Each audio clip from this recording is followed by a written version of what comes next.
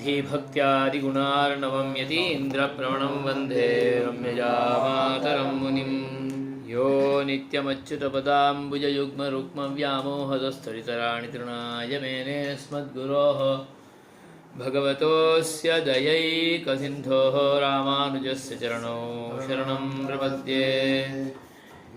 अस्मद्गुरुभ्यो नमः, अस्मत्परमगुरुभ्यो नमः, अस्मत्सर्वगुरुभ्यो नमः। श्रीमते रामानुजाय नमः। अस्मद्गुरुपरम्परायै नमो नमः। साक्षात् षष्ठम् अध्यायम् आलोकयामः।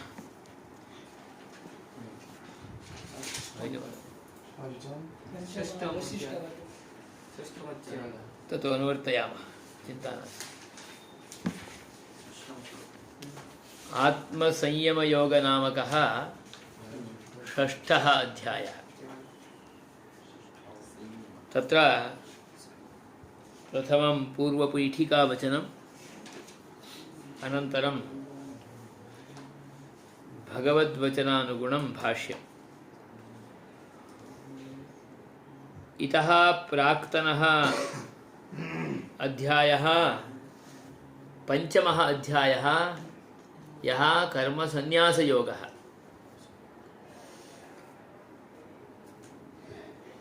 कर्मणां सम्यक् न्यासः कार्यः।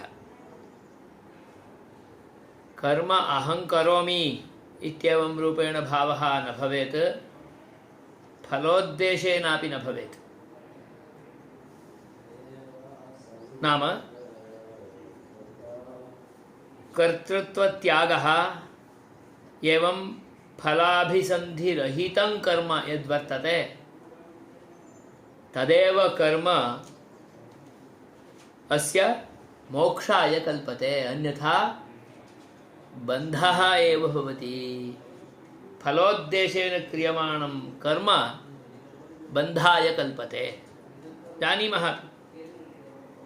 यहाँ भी कुछ फल का आशा रखते हुए काम करते हैं तो वो फल का संबंध से हमें फिर बंधन में ही रख देते हैं।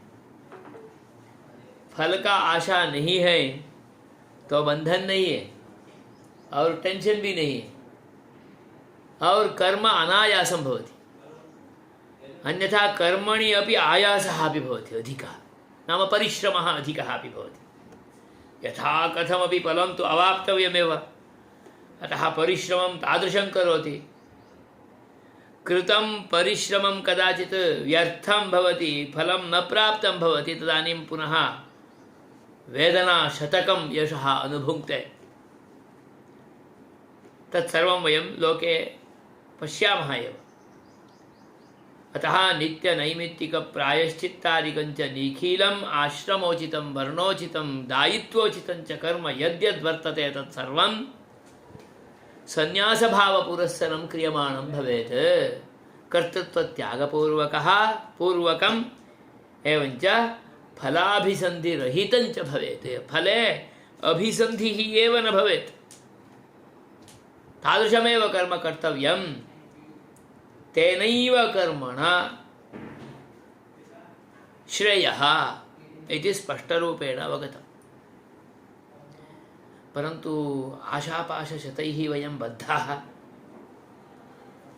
फलाभिसन्धिः मास्तु इति वदामः चेदपि अन्ततो गत्वा मनसि तत् फले अभिसन्धिः किञ्चिदिव इच्छाविशेषादिकमपि भवत्येव खलु।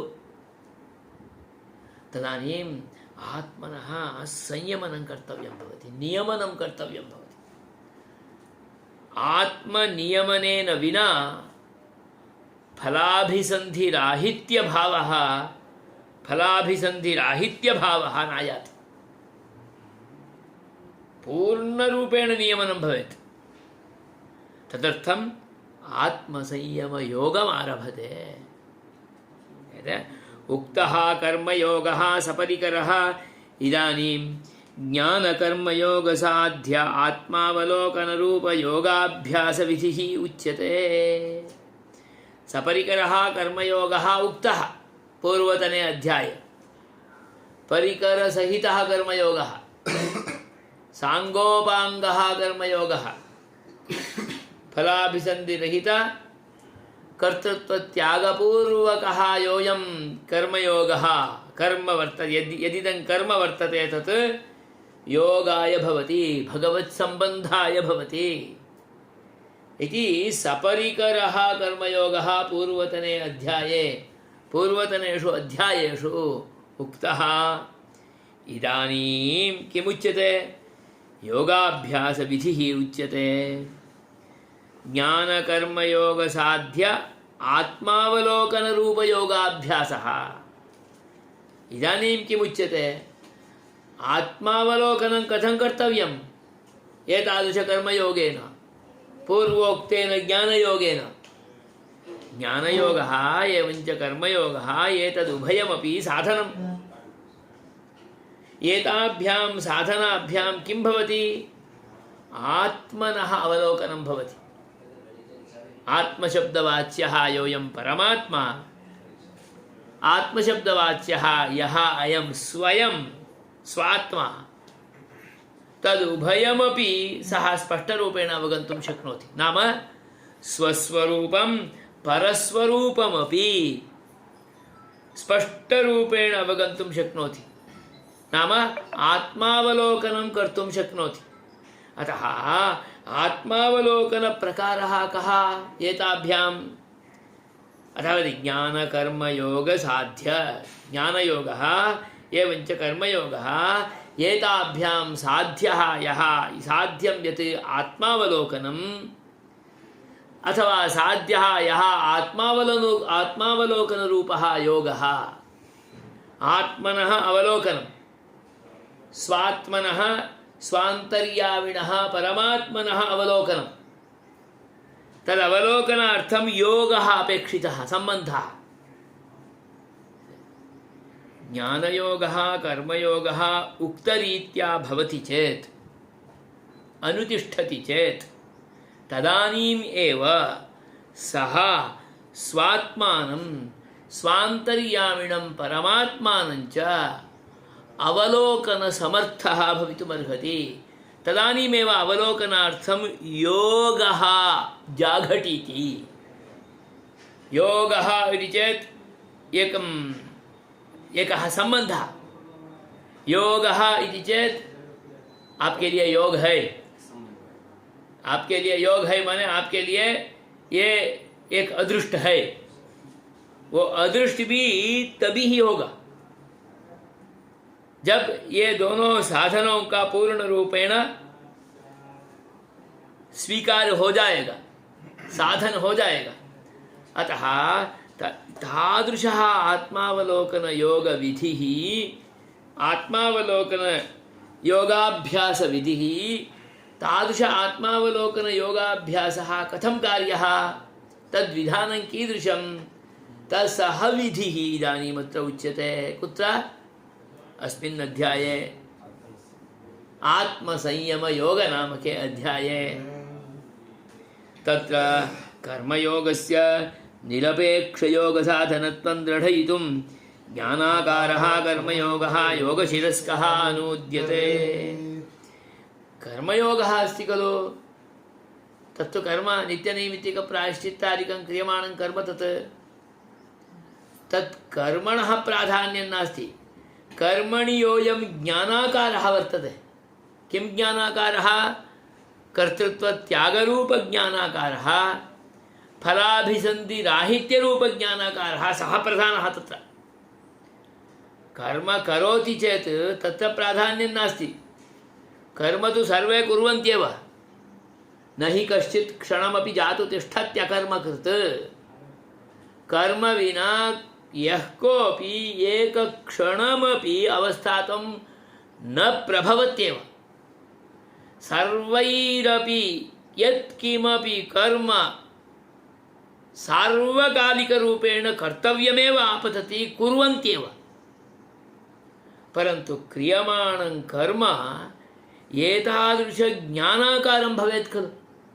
किं कर्म?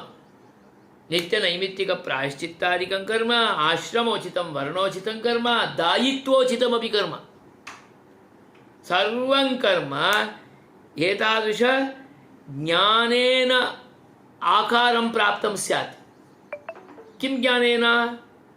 कर्तृत्वत्याग एवञ्च फलाभिसन्धिराहित्यं तत्र न भवेत्।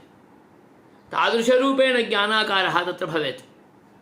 अतः तत् स्पष्टयति अत्र निरपेक्षयोगसाधनत्वं, कर्मयोगस्य निरपेक्षयोगसाधनत्वं दृढयितुं ज्ञानाकारः कर्मयोगः योगशिरस्कः। अतः कर्मयोगस्य साक्षात् योगसाधनत्वम्, आत्मावलोकनसाधनत्वं नास्ति। परमपुरुषसम्बन्धसाधनत्वं कर्मयोगस्य नास्ति। सः कर्मयोगः ज्ञानाकारः भवति चेदेव योगशिरस्कः भवति। योगे शिरः स्थानीयः भवति, नाम प्रधानः भवति। कर्तृत्वत्यागपूर्वकं फलाभिसन्धिरहितं कर्म भवति चेत् तत्कर्म योगशिरस्कं भवति। तद्योगशिरस्कत्वम् इदानीम् अत्र अस्मत्कृते दृढविश्वासप्राप्त्यर्थम् अनुवदति। तदेव योगशिरस्कः अयं कर्मयोगः, ज्ञानाकारः कर्मयोगः इति दृढयितुम् अनुद्यते। तस्य अनुवादं करोति। यद्यपि पूर्वमेव प्रोक्तं, किं प्रोक्तं? ज्ञानाकारः कर्मयोगः योगशिरस्कः सर्वप्रधानः इति पूर्वमेव प्रोक्तः। प्रोक्तस्य इदानीम् अनुवादः क्रियते, अनुद्यते। केन? भगवता। भगवान् भक्ति। श्रीभगवानुवाच अनाश्रितः कर्मफलं कार्यं कर्म करोति यः स सन्न्यासी च योगी च न निरग्निर्न चाक्रियः। निरग्निः अक्रियः न सन्न्यासी न योगी। अग्निरक्षणं न करोति, अग्निपरित्यागः कृतः, क्रियां न करोति, नित्यनैमित्तिकप्रायश्चित्तादिकम्, अनेन सह सन्यासी नास्ति।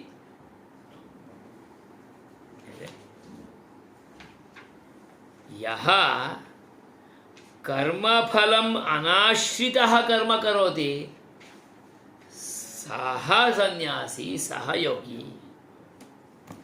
वयं किं चिन्तयामः?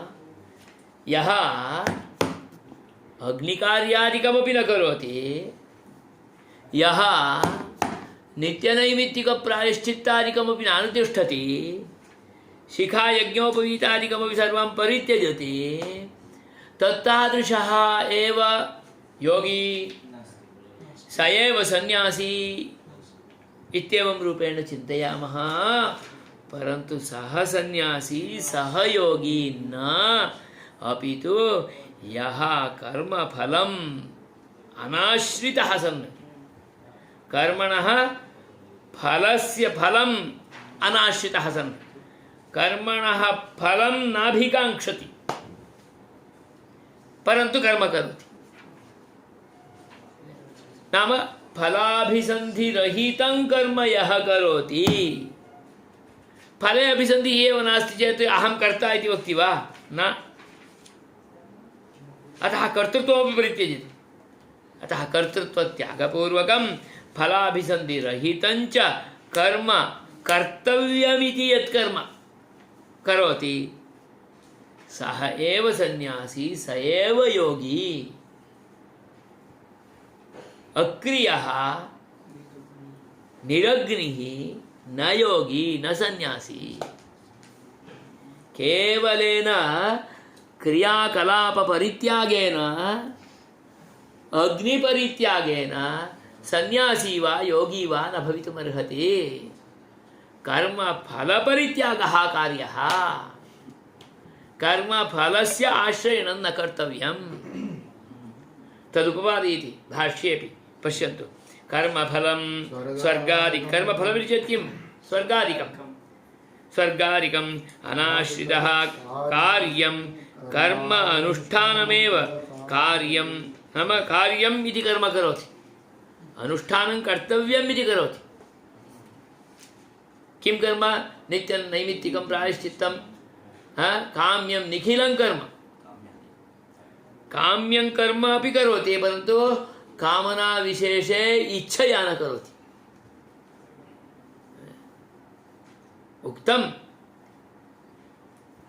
किमिति अग्निहोत्रं जुहुयात् स्वर्गकामः इति परन्तु अग्निहोत्रम् अनुतिष्ठति किमर्थमिति चेत् आहारः अग्निहोत्रं जुहुयात् इत्युक्तम् अतः तस्य अनुष्ठानं करोति परन्तु स्वर्गफले स्वर्गरूपे फले इच्छां न धारयति कर्तव्यमिति कर्म करोति भगवता आदिष्टमिति करोति भगवत्प्रीत्यर्थं भगवन्मुखोल्लासार्थं भगवदाराधनरूपं कैङ्कर्यरूपं सेवारूपम् अनुतिष्ठति स एव कर्मणि विद्यमानः ज्ञानाकारः कर्तव्यं परन्तु फलाभिसन्धिः न भवेत् भगवदाराधनरूपं भवेत् भगवतः आसमन्तात् राधनं राध संसिद्धौ पूर्णरूपेण भगवन्मुखोल्लासः भवेत् भगवत्प्रीतिः भवेत् भगवान् सर्वथा राजी भवेत् इति वदन्ति खलु भगवान् राजीपो मेळुवा माटे केवलं तदीयमुखोल्लासः एव अपेक्षितः किमपि फलं न अतः आराधनरूपं कर्म करोति तदेव अन्ततो गत्वा सेवारूपम् इत्येवं रूपेण आगतं भृत्यादि स्वीकारार्थं न अत एव मन्दिरादिषु प्राचीनपरम्परातः यः अर्चनां करोति तत्कृते भृतिर्नास्ति भृतिं स्वीकृत्य यः अर्चनां करोति सः अर्चक एव न पूजारी एव न पूजा कार्या इति कृत्वा एव पूजा कार्या फलाभिसन्ध्या न फलाभिसन्ध्या क्रियमाणम् इत्येवं रूपेण भवति चेत् तत् आराधनमेव न भवति फलोद्देशेन क्रियमाणं भवति सः कर्मयोगः सपरिकरः कर्मयोगः न अपरिकरः कर्मयोगः सः ज्ञानाकारः तत्र नास्ति इत्यर्थः तादृशेण बन्धः एव भवति पूजया फलाभिसन्ध्या क्रियमाणेन पुनः संसारे एव बन्धः भवति संसारान् मुक्तिर्न भवति दुःखाद् विमुक्तिर्न भवति अतिशायितमेव दुःखं वारं वारम् अनुवर्तते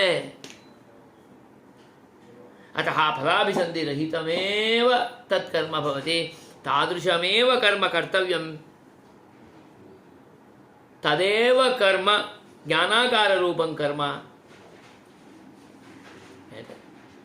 अग्निपरित्यागः कर्मपरित्यागः कृतः इत्यनेन सः सन्यासी न भवति कर्मफलत्यागेनैव सः सन्यासी भवति अत एव गृहस्थोऽपि सन्यासी भवितुमर्हति कर्मफलत्यागः कृतः चेत् वयं चिन्तयामः सन्यासी तु कर्तुं शक्नोति वयं कथं कुर्मः इत्येवं रूपेण चिन्तयामः तर्हि सः सन्यासी न इत्यर्थः कामुकः इत्यर्थः कामनया यः करोति सः कामुकः एव खलु कामः इति चेत् शरीरसुखादिकं तदेव रत्यादिकम् इत्येव नार्थः यत्किमपि धनकनकादिकामनया करोति चेदपि सः कामुकः एव अतः स्पष्टयन्ति अत्र कर्मानुष्ठानमेव कार्यं सर्वात्मना अस्मत् सुहृद्भूत परमपुरुष आराधनरूपतया सर्वात्मना आराधनरूपतया कर्तव्यम् आराधनरूपतया कर्तव्यम् कीदृशम् आराधनरूपम् इति चेत् तस्य परमपुरुषस्य आसमन्तात् आराधनं राधनं राध संसिद्धिः तत्कृते सर्वात्मना आनंदः भवेत् पूर्ण रूप से खुशी हो जाना चाहिए उसको आनंद मिल जाना चाहिए मुखोल्लास हो जाना चाहिए तथा कर्तव्यम् कथम् इति चेत् तत्कृते दृष्टान्तं वदति यथा अस्मत् सुहृत् कश्चित् आयाति चेत् मित्रं तत्कृते परमप्रीत्या सर्वं कुर्मः खलु तथा कर्तव्यम् तदानीं भगवन्तं साक्षात् अस्मत् सुहृद् भावेन स्वीकर्तव्यम् वो तो मेरा मित्र है उनके लिए सब कुछ मुझे करना है क्योंकि वो अतिथि है उनको बुलाया है वो यहाँ पर आए हैं उसका आह्वान किया है देवता का आह्वान करते हैं ना भगवतः आह्वानं कृतम् आहूतं मित्रं यथा वयम् अतिथिरूपेण आगतं भगवत्स्वरूपं तन्मित्रं ज्येष्ठं ज्येष्ठः श्रेष्ठः चेदेव खलु वयम् आह्वयामः निहीनभावेन द्रष्टव्यं चेत् आह्वयामः वा न अत्यन्तम् उत्कृष्टभावेन पश्यामः एवञ्च उत्कृष्टभावः एवञ्च प्रीत्या कुर्मः सुहृदी तो परम प्रीति ही भवति घर पे कोई सुहृद को बुलाया उनका थोड़ा कुछ अपमान दूसरे से हो गया तो भी हम सहन नहीं करते उसको अपमान ही कहीं भी जरा भी नहीं होना चाहिए वैसा हम देखभाल करते या नहीं एवं रूपेण सुहृद भावेन परम प्रीत्या सुहृत् परम अस्मत् सुहृत् परम पुरुषः अस्मत् सुहृद् रूपेण विद्यमानः योऽयं परम पुरुषः सः ज्येष्ठः श्रेष्ठः उत्तमः तस्य आराधनरूपतया कर्मैव मम प्रयोजनम् आराधनं किमर्थं किमपि फलम् अभिलक्ष्य क्रियते वा मित्रस्य आराधनेन मित्रस्य कृते उपचारादि समर्पणेन किमपि वयं निरीक्षामहे किं न निरीक्षामहे किमपि निरीक्षणं न कुर्मः विनैव निरीक्षणं वयं तत्सर्वं कुर्मः खलु तद्वत् तत्कर्मैव मम प्रयोजनम् आराधनमेव प्रयोजनम् इति प्रयोजनं न तत्साध्यं किमपि वर्तते किञ्चिदपि तत्साध्यं नास्ति इति यः कर्म करोति अनाश्रितः कर्मफलं कार्यं कर्म करोति यः कार्यमित्येव करोति किमपि कर्मफलम् अपेक्ष्य न करोति सः सन्यासी सः ज्ञानयोगनिष्ठश्च सः सन्यासी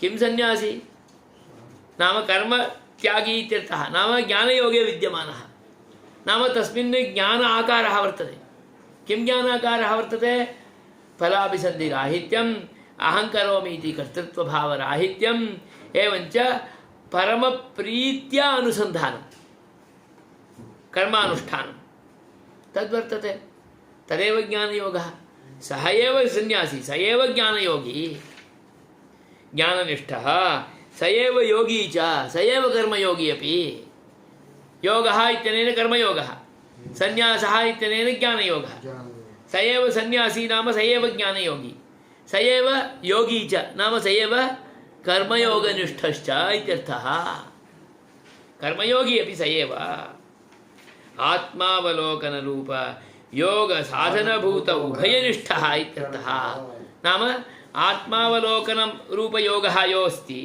नाम परमपुरुषस्य आत्मनः स्वात्मनश्च अवलोकनरूपः यः योगः सम्बन्धः वर्तते तदर्थं साधनरूपेण विद्यमानः कर्मयोगः ज्ञानयोगः तदुभयनिष्ठः स एव सन्यासी स एव योगी च नाम स एव उभयनिष्ठः इत्यर्थः तत्कृते एव आत्मावलोकनसाधननिष्ठा वर्तते इत्यर्थः आत्मावलोकन रूप योग साधन भूत उभयनिष्ठः इत्यर्थः। यः निरग्निः यः अक्रियः सः उभयनिष्ठः न। यः कर्म परिपूर्ण रूपेण परित्यक्तवान् नित्यनैमित्तिक प्रायश्चित्तादिकं सर्वमपि शिखा यज्ञोपवीत त्याग पुरस्सरं तत् त्यक्तम् अतः अग्निकार्यमपि न करोमि इत्येवं रूपेण परित्यागं करोति चेत् सः योगी न भवितुमर्हति इत्यर्थः। न निरग्निर्न चाक्रियः न च न चोदित यज्ञादिकर्मसु अप्रवृत्तः। यज्ञादिकर्मसु अप्रवृत्तः योगी न। यज्ञादिकर्मादिकं किं चोदितं नाम प्रेरितम् इत्यर्थः। कुत्र प्रेरितं? श्रुतौ प्रेरितं। किमिति प्रेरितं? कुर्वीत इत्येवं रूपेण जुहुयात् अहरहः सन्ध्याम् उपासीत यावज्जीवम् अग्निहोत्रं जुहुयात्। यावज्जीवम् इत्युक्तम्। इदानीं मध्ये परित्यागं करोति चेत् यावज्जीवम् अनुष्ठितं भवति वा? तर्हि श्रुत्युक्तस्य विधिवाक्यस्य पूर्णरूपेण परिपालनं कृतं वा? न कृतम्।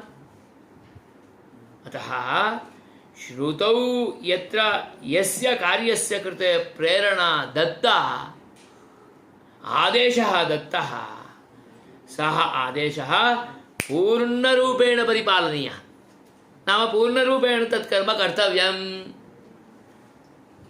यद् न चोदित यज्ञादिकर्मसु अप्रवृत्तः सन्यासी योगी च केवल ज्ञाननिष्ठः अपि योगी न।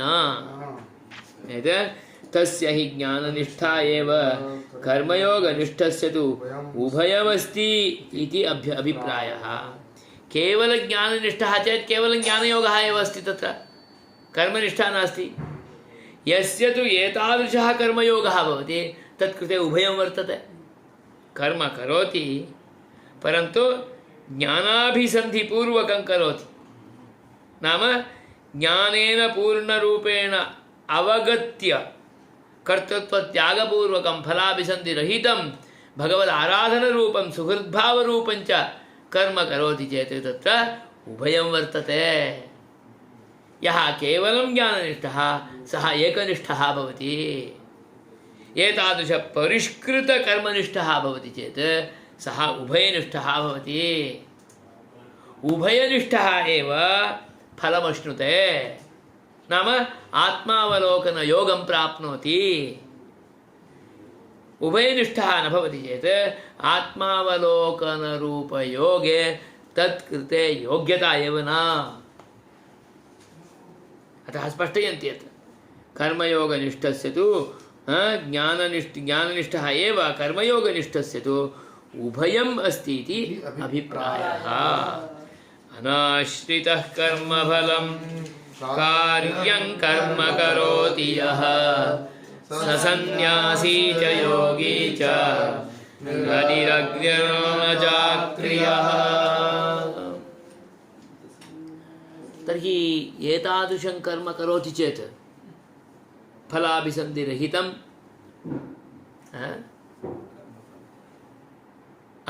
कर्तृत्वत्यागपुरस्सरं भगवद आराधनरूपं कर्म करोति चेत् उभयं भवति इत्युक्तं खलु।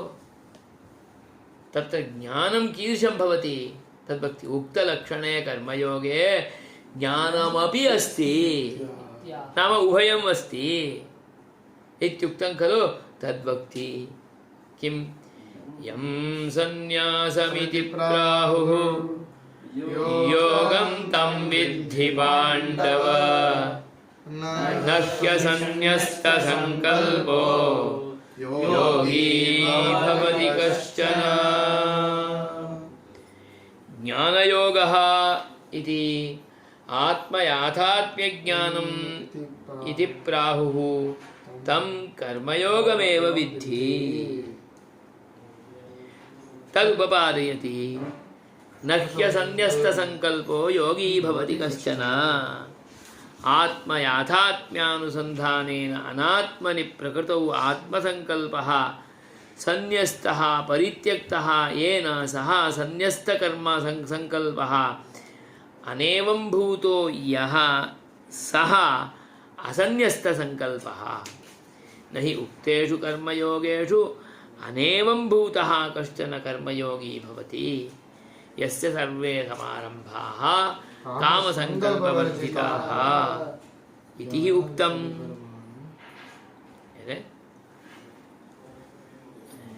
यं सन्न्यासमिति प्राहुः योगं तं विद्धि पाण्डव।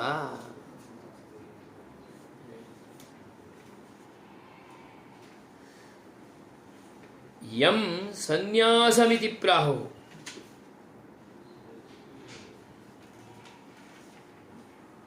यं कर्मयोगं सन्न्यासमिति प्राहुः ज्ञानयोगमिति प्राहुः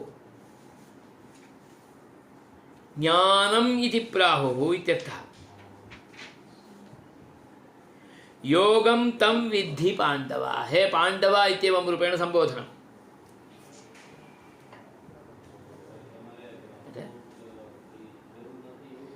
यस्मिन् कर्मणि सन्न्यासः वर्तते स एव कर्मविशेषः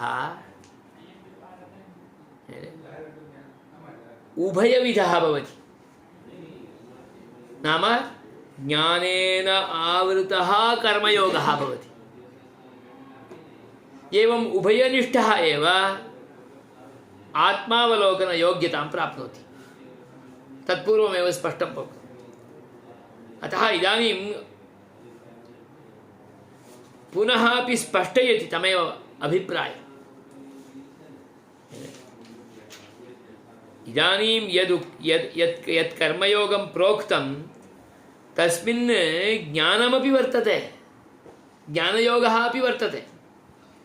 उक्तलक्षणे कर्मयोगे ज्ञानमपि अस्ति। अतः उभयनिष्ठः। अतः आत्मावलोकनार्थं योगं प्राप्नोति। अन्यथा तु आत्मावलोकनार्थं योगः न भवति। आत्मावलोकनार्थं योग्यता एव न भवति। स्पष्टं खलु? अतः वदति अत्र ज्ञानयोगः इति आत्मयाथात्म्यज्ञानम् इति प्राहुः तं कर्मयोगमेव विद्धि। तं योगं विद्धि। हे पाण्डव, तं कर्मयोगं विद्धि। कं यं सन्न्यस्तमिति प्राहुः तं योगं विद्धि। यं कर्मयोगं सन्न्यस्तमिति प्राहुः नाम ज्ञानयोगः इति प्राहुः तं योगं विद्धि। तमेव कर्मयोगम् इति विद्धि। नाम यत्र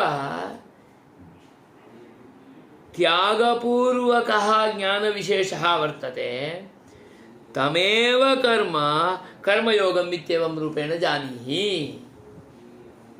यत्र सन्न्यासः नास्ति सः कर्मयोगः एव न। किमर्थमिति चेत् सः योगः, सः कर्म, तत्कर्म योगाय न भवति, अपि तु बन्धाय भवति। जो कर्म भगवान के साथ योग के लिए होगा वो ही कर्मयोग है। अन्यथा तो वो कर्मयोग नहीं है, कर्म बंध है ना। कौन सा कर्म योगाय भवति? सन्न्यस्तकर्माणः योगाय भवति। सन्न्यस्तकर्माणि योगाय भवन्ति। सन्न्यस्तकर्म इति चेत् यस्मिन् कर्मणि संकल्पादिकं परित्यक्तं फलाभिसन्धिराहित्यं वर्तते तदेव कर्म सन्न्यस्तं कर्म। सन्न्यस्तं कर्म भवति चेत् सः कर्मयोगः। सन्न्यस्तं कर्म नास्ति चेत् सः कर्मयोगः न। अतः असन्न्यस्तकर्माणं कर्मयोगः इत्येव न जानीहि इत्यर्थः। अतः स्पष्टयन्ति इति तं कर्मयोगमेव विद्धि तदुपपादयति। किमिति? न ह्यसन्न्यस्तसङ्कल्पो योगी भवति कश्चन। स्पष्टरूपेण उपपादयति। संकल्पस्य परित्यागः येन न कृतः। संकल्पो नाम फलं, फलविषयकसंकल्पः। फलविषयकसंकल्पः यत्र न सन्न्यस्तः हि यतः असन्न्यस्तसंकल्पः योगी न भवति। न सन्न्यस्तसंकल्पः असन्न्यस्तसंकल्पः। संकल्पः येन न परित्यक्तः, फलविषयकसंकल्पः। संकल्पं कृत्वैव खलु सर्वं कुर्वन्ति।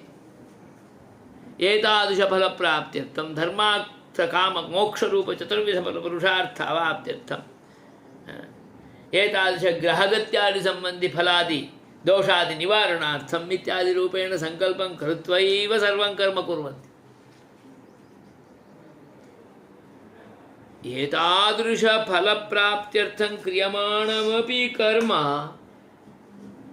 फलाभिसन्धिरहितं भवेत्, संकल्परहितं भवेत्। तदानीमेव तत्कर्म योगाय भवति। तदेव कर्म कर्मयोगः। अन्यथा सः कर्मयोगः नास्ति, कर्मबन्धः।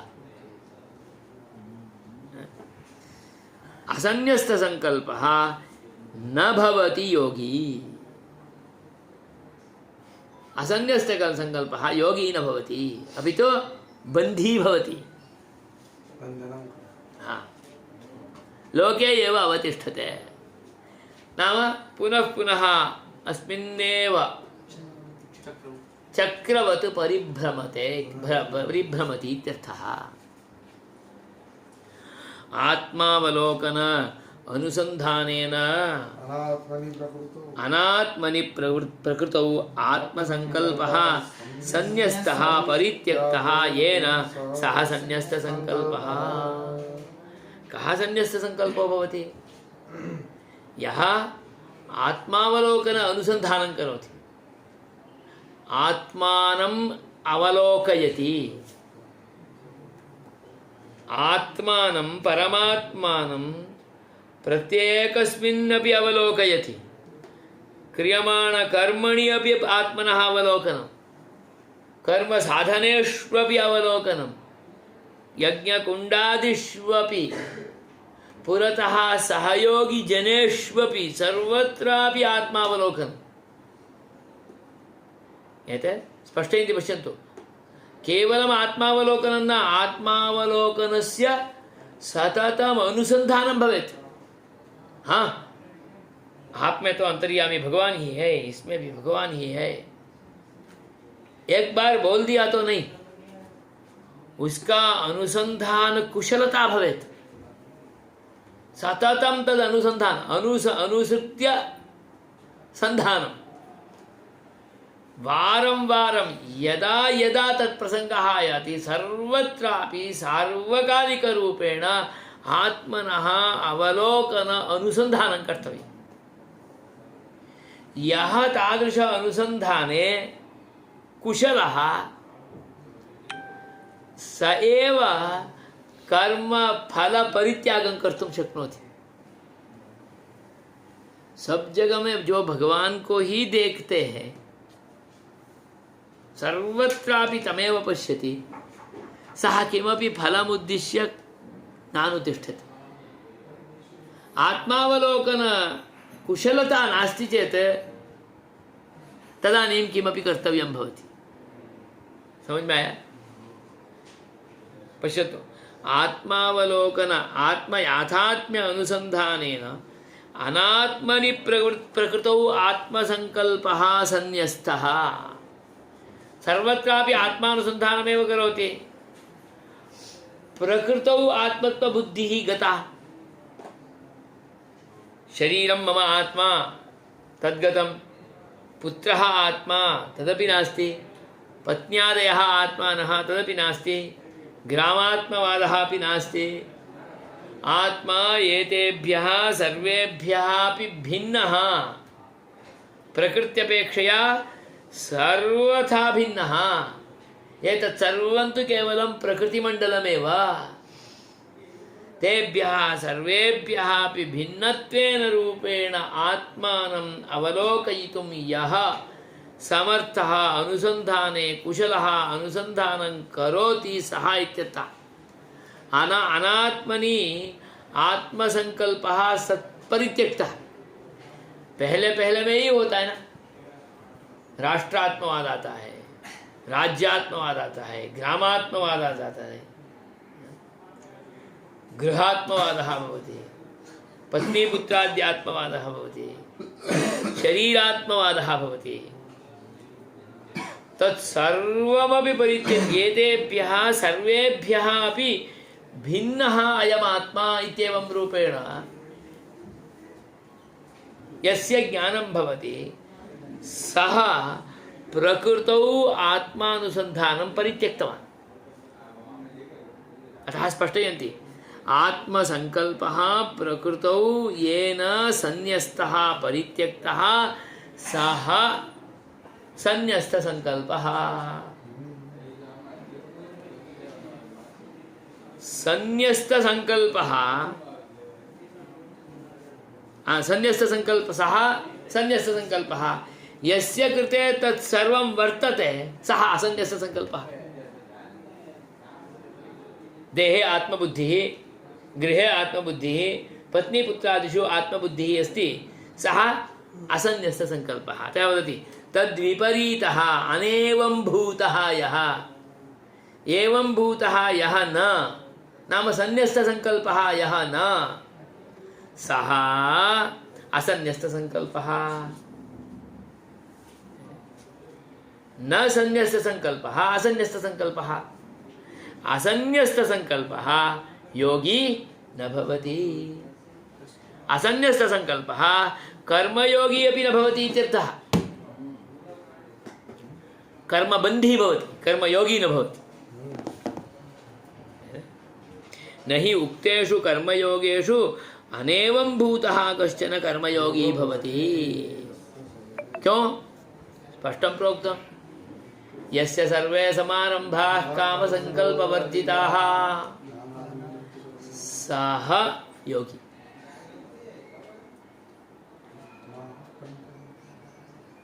ज्ञानाग्निः सर्वकर्माणि इत्यादि खलु तत्रैव। तमाहुः पंडितं बुधाः ज्ञानाग्निदग्धकर्म सः। ज्ञानाग्निना कर्म दग्धं, कर्म नष्टं, ज्ञानमेव प्रधानरूपेण वर्तते। फलाभिसन्धिरहितं, राहित्यम्, एवञ्च कर्तृत्व अनुसन्धानरहितं राहित्यं, भगवद आराधनरूपं तत्कर्म। तादृशज्ञानेन आवृतं तत्कर्म। ज्ञानाग्निना तत्कर्म दग्धं भवति, अतः तमेव पंडितं वदन्ति। कामसंकल्पवर्जितः एव कर्मयोगः, कामसंकल्पसहितः चेत् सः कर्मयोगः एव न भवति इति तात्पर्यम्। इति हि उक्तं पूर्वमेव गीतायां 4थे अध्यायेऽपि। यं सन्न्यासमिति प्राहुः योगं तं विद्धि पाण्डव, न ह्यसन्न्यस्तसंकल्पो योगी भवति कश्चन। अग्रे पुनः कर्मयोग एव अप्रमादेन योगं साधयति। कर्मबन्धः प्रमादं कारयति। कर्म यदि बन्धरूपं भवति तदानीं प्रमादं कारयति। कर्म यदि योगरूपः भवति नाम संन्यस्तसंकल्पः भवति तदानीम् अप्रमादः भवति, प्रमादो न भवति। फलाय भवति चेत् प्रमादो भवति। कर्तृत्वं तत्र भवति चेत् अनुसन्धानं तदानीं प्रमादः भवति। कर्तृत्वमेव नास्ति चेत् प्रमादो न भवति। अतः यद्यपि कर्म फलं कदा साधयति, प्रमादो नास्ति चेत्, फलाभिसन्धिः नास्ति चेत् तत् कर्म अप्रमादमेव भवति। अतः अप्रमादमेव कर्म योगं साधयति, भगवद्योगं साधयति, आत्मावलोकन साधनं भवति इत्यर्थः। तदेव उभयनिष्ठं भवति इत्यर्थः। स्फटयन्ति आरुरुक्षोर्मुनेर्योगं कर्म कारणमुच्यते योगारूढस्य तस्यैव शमः कारणमुच्यते। आरुरुक्षोः मुनेः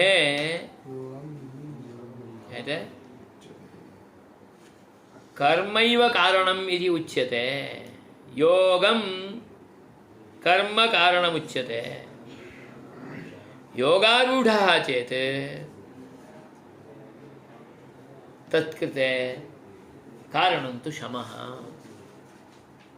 शमः नाम इन्द्रियनिग्रहः, अंतरिंद्रियनिग्रहः, बहिरिंद्रियनिग्रहः इत्यादि।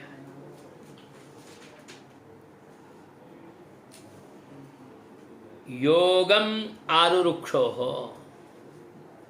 योगस्य स्तरम् आत्मनः योगः, तत् स्तरम् आरोढुम् इच्छति इति आरुरुक्षुः, इच्छार्थे।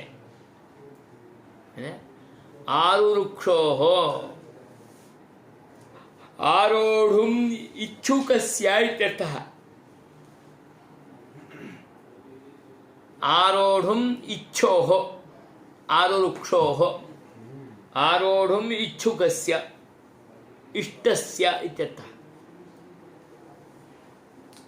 योगस्य स्तरं नाम भगवद्योगस्य स्तरं मया आरोढव्यम् इति यः इच्छति,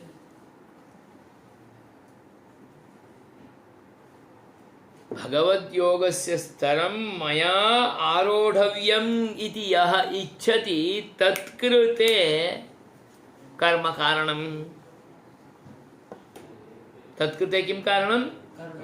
कर्म कारणं। कर्मैव कारणं, तदानीं कर्म कर्तव्यम्।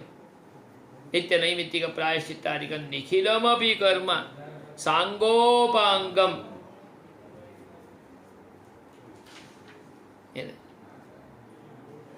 ज्ञानावलीढं कर्तव्यं, नाम फलाभिसन्धिरहितं कर्तृत्वत्यागपूर्वकं कर्तव्यं। तदानीमेव तत् आत्मावलोकनस्य कृते साधनं भवति। तत्कृते कर्मकारणमुच्यते। योगारूढस्य तस्य मुमुक्षोः कर्मयोगः एव कारणम् उच्यते। तस्यैव योगारूढस्य, तस्यैव योगस्य आरोहणं यः कृतवान् सः योगारूढः, नाम भगवत्सम्बन्धं प्राप्तवान्, नाम आत्मयाथात्म्य अनुसन्धानं सर्वत्रापि कर्तुं प्रभवति, नाम फलाभिसन्धिरहितमेव कर्मादिकम् अनुष्ठातुं योग्यः। योगे आरूढः चेत् योगारूढस्य तस्य प्रतिष्ठितयोगस्य, योगे प्रतिष्ठितस्य, भगवत्सम्बन्धे प्रतिष्ठितस्य, जब चाहे तब समाधि में चले जाते हैं, वैसा स्तर में रहने वाले, निद्रा समाधि ही ना, भगवद अनुसंधान समाधि, सम्यक भगवान आधीयते अस्मिन् इति समाधि, भगवतः आसमन्तात् ध्यानं पूर्णरूपेण भवति, सा समाधि। स्वापः न। योगारूढ़स्य प्रतिष्ठितयोगस्य एव शमः निग्रहः तदेव वक्ति कर्म निवृत्तिः कारणमुच्यते। योगारूढ़स्य तस्य कर्म कारणमुच्यते इति चेत् योगारूढ़ः चेत् तदानीं कर्म स्वतः परित्यक्तं भवति, कर्तुं न प्रभवति। मैं प्रयत्न से कर्म त्याग कर लिया तदानीं सः कर्म त्यागः नास्ति। तेन कर्म त्यागेन आत्मावलोकनं न साधितं भवति। आत्मावलोकन अनुसंधाने योऽयं निरतः तत्कृते कर्म स्वतः परित्यक्तं भवति, नाम कर्तुं न प्रभवति। जानते भी नहीं है, करने के लिए उसमें प्रवृत्ति ही नहीं होता है, मालूम भी नहीं होता है, क्योंकि तदानीमपि समाधाने वर्तते, भगवदनुसंधाने एव वर्तते। निरन्तरं भगवदनुसंधाने एव विद्यमानस्य कृते कर्म अनुसंधान योग अनुष्ठान योग्यत्वेन रूपेण तत्कृते व्यापार व्यवहारादिषु पूर्ण रूपेण अवलिप्तमेव न भवति।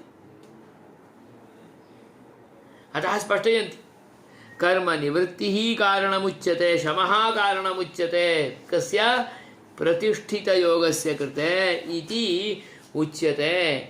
यावदात्मावलोकन रूप मोक्ष प्राप्तिः तावत् कर्म कार्यमित्यर्थः। शमः कर्म निवृत्तिः कारणमित्युच्यते कस्य प्रतिष्ठित योगस्य, योगे प्रतिष्ठितस्य भगवत् संबंधे प्रतिष्ठितस्य भगवत् साक्षात्कारं प्राप्तस्य कृते। भगवत् साक्षात्कारः प्राप्तः चेत् किं भवति? एतत् लोकमेव परित्यज्य गच्छति, तावत्पर्यन्तं तु कर्म अनुष्ठेयम्। न कर्तुं प्रभवति चेदपि कार्यं तेन, न कर्तुं प्रभवति चेदपि कारयितव्यं तद्वारा। इसलिए कुछ साधुओं ऐसा स्तर में पहुंच जाते हैं, कुछ कर भी नहीं पाते हैं, मालूम भी नहीं होता है, तदानीमपि उनके सामने भगवान ठाकुर जी को ले आते हैं, रखते हैं, उसका पूजा करवाते हैं, जितना हो सके उतने उससे करवाते हैं, बाकी वो स्वयं उनके लिए प्रतिनिधि होकर करते हैं। संध्या जितना करवा सकते हैं उतना उनसे करवाते हैं, नहीं कर सकते उसको बाद में उसका प्रतिनिधि के रूप में होकर वो करते, क्योंकि शरीर है। यावत् पर्यन्तं वर्तते तावत् तो यावत् जीवम् इत्युक्तत्वात् अनुसंधानं कर्तव्यमेव, कर्मादिकम् अनुष्ठेयमेव। यदा आत्मावलोकनं भवति, यदा योगे प्रतिष्ठितः भवति, प्रतिष्ठितयोगः भवति, तदानीमेव कर्मनिवृत्तिः, कर्मनिवृत्ति निवृत्तं भवति, तं प्राप्नोति। नाम तं प्राप्तवान्, अतः कर्म निवृत्तं, नाम तावत्पर्यन्तं कर्तव्यं। यावद् आत्मावलोकनरूपमोक्षप्राप्तिः तावत्पर्यन्तं कर्म कार्यमेव कर्तव्यमेव इत्यर्थः।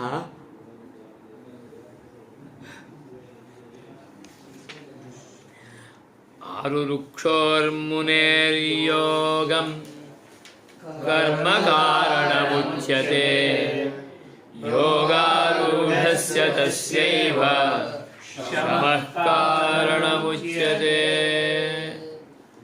अग्रे पुनः तर्हि योगे यः प्रतिष्ठितः तत्कृते कर्मनिवृत्तिः भवति। नाम योगे प्रतिष्ठितः चेत् भगवद्योगे भगवत्सम्बन्धे प्रतिष्ठितः, भगवत्सम्बन्धं प्राप्तवान्, भगवन्मोक्षलोकं प्राप्तवान्, तत्कृते एव खलु कर्मत्यागः।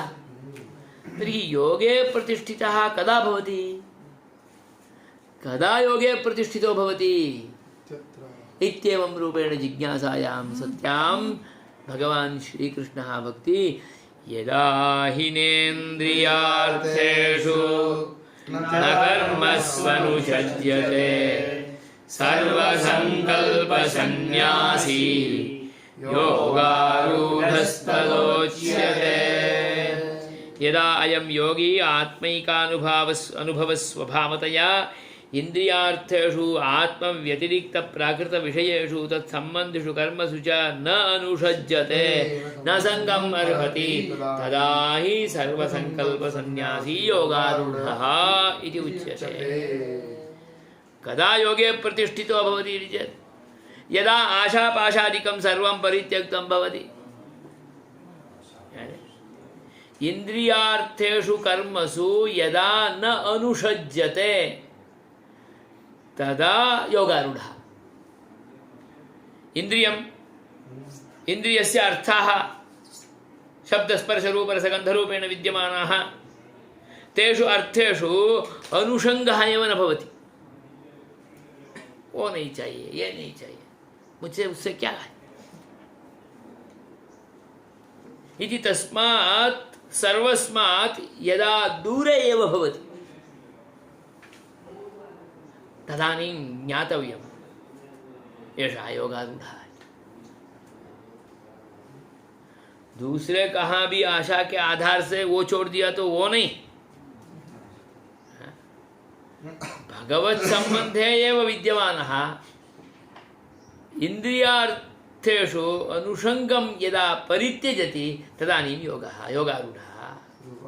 यदा अयं योगी आत्मैकानुभवस्वभावतया, क्योंकि आत्मानम् एकमेव तं परमात्मानम् एकमेव अनुभुङ्क्ते, सर्वदा अनुभुङ्क्ते, सर्वदा अनुसन्धानं करोति, अत्र तत्र अन्यत्र स्वस्मिन् सर्वदा अनुसन्धानं करोति।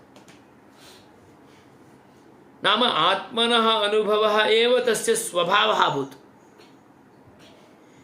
यदा उत्तिष्ठते तस्मादारभ्य पुनः स्वापपर्यन्तं, स्वापेपि स्वप्नेपि तस्यैव अनुसन्धानं, निद्रायां तु तस्मिन्नेव लीनो भवति, पुनः जागृतो भवति, पुनः भगवदनुसन्धानेन सहैव जागृतो भवति। अतः स्पष्टयन्ति आत्मैक अनुभवस्वभावः भूत्वा किं भवति, इन्द्रियस्य ये परम् अर्थाः वर्तन्ते शब्दस्पर्शरूपरसगन्धाः, तेषु अर्थेषु तत्सम्बन्धिषु च अनुषंगः न भवति। ते अर्थाः के आत्म अनुसंधान व्यतिरिक्त रूपेण विद्यमानाः, परमात्मानुसंधानस्य कृते व्यतिरिक्त रूपेण वर्तन्ते के शब्दस्पर्शरूपरसगन्धाः। तत् किं कुर्वन्ति, केवलं शरीरसुखमेव यच्छन्ति, न तु आत्मसुखं यच्छन्ति। अतः वदति तादृशेषु आत्मव्यतिरिक्त प्राकृतविषयेषु विषयेषु तत्सम्बन्धिषु च कर्मसु च यः न अनुषज्यते न संगम् अर्हति तदानीं सः सर्वसंकल्पसन्न्यासी। किमपि इच्छति न, यस्मिन् कस्मिन्नपि संकल्पे फले तस्य कृते इच्छा न भवति, तत्सर्वं परित्यक्तवान् सर्वसंकल्पसन्न्यासी, सः एव सर्वसंकल्पसन्न्यासी योगे आरूढ़ः योगारूढ़ः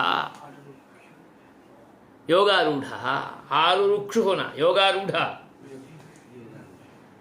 इति उच्यते। तस्मात् आरुरुक्षोः विषयानुभव अर्हतया